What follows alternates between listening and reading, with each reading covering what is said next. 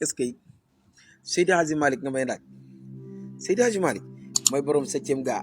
di kapiteenu 7 yi borom parasol bi ragalul naaj ba këreeg dara man aram loo kumba caam mbay misal sambay naar diyaara sambay naar coppati sambay naar xaar yàlla boppam joor bàyyib Serigne Babacar Sy miti couleur yi ni woon ala debbo ala gar ko foof njaxin siyaare mbay séeréer yi ni ko kaa xaafa kaa yeroo kaa bëgg win we ten réefoo docteuru diine ji njokkoo jël Serigne Babacar Sy mooy bàyyib mam Mansour ak maam Dabaax ak maam Habib borom ñetti penda baat yi ci tundub xay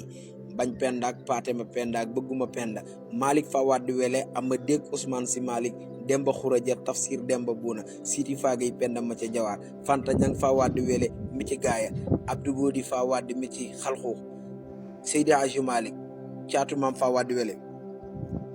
mi ci zawiyam bi ci Tiwaawoon di wettali ko maam Mansour Sy bal xew mi borom ñaari kursi Seydi Hadji Malick toxorog mbomban gi wekk wóola gi daj dëpp gi surtout dara man wele ba këri wele ba baa ngoog moom nga may laaj